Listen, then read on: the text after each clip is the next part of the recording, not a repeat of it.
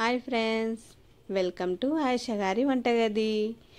ఈరోజు ఏంటిదంటే రంజాన్ స్పెషల్. మా ఇంట్లో నేను చేశాను ఉల్లిపాయతో పకోడీ. ఉల్లిపాయ పకోడీ అంటే అందరికి ఇష్టమే కదా, అది చాయ్తోని. దీని కాంబినేషన్ ఏంటిదంటే ఉల్లిపాయ పకోడీ చాయ్, మంచి టేస్టీ. చూడండి, కావాల్సిన ఐటమ్ ఉల్లిపాయ పకోడీ అంటే ఉల్లిపాయ మంచిగా కట్ చేసుకుంటేనే పకోడీ అన్నది మంచిగా కుదురుతుంది. ఉల్లిపాయ కటింగ్ బాగా లేకుంటే పకోడీ అన్నది బాగా రాదు.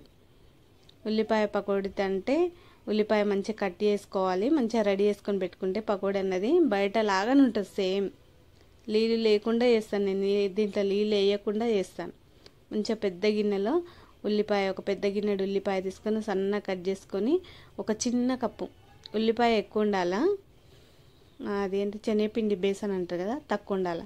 ఒక చిన్న కప్పు బేసన్ వేసుకొని మంచిగా కలుపుకొని ఉప్పు, కారం, పసుపు, ధనియాల పొడి, సోడా అన్నీ వేసేసి మంచిగా కలపాలి. నీళ్ళు వేయద్దు, నీళ్ళు వేయకుండా కలిపి పెట్టుకోవాలి. ఒక అర్ధగంట అన్న పెట్టాలి. ఇట్లా ఉల్లిపాయ అన్నది ఇట్లా వేస్తే మంచిగా ఇట్లా బిర్యానీకి ఎట్లా కట్ చేసుకుంటాం అట్లా కుల్ల కట్ చేసుకొని ఒక అర్ధగంట నానబెడితే పకోడీ అన్నది మంచిగా టేస్టీగా వస్తుంది. చూడండి, ఇట్లా మెత్తగా కావాలి. నేను ఇంట్లో నీళ్ళు వేయలేను, నీళ్ళు వాటర్ వేయకుండా పకోడీ చేస్తున్నాను.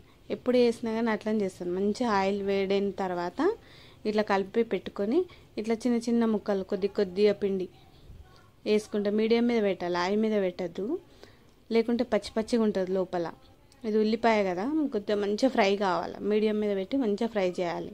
కొద్దిగా టైం పడుతుంది, టేస్ట్ అయితే మస్తు అదిరిపోతుంది. ఈ విధంగా చేయాలి.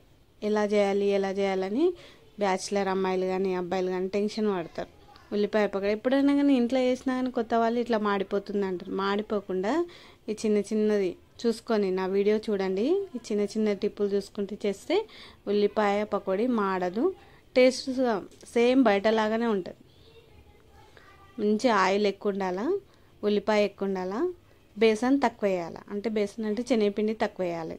శనగపిండి తక్కువ వేసి మంచిగా కలపాలి. పిండి కలిపి ఒక అర్ధగంట నానిన తర్వాత ఇట్లా చిన్న వేసుకుంటే బయట స్టైల్లోనే ఇంట్లో ఉల్లిపాయ పకోడీ వేడిది రెడీ. వేడి ఉల్లిపాయ పకోడీ తిని చాయ్ తాగాలి, మంచిగా టేస్టీగా ఉంటుంది సాయంత్రం టైంలో స్నాక్స్.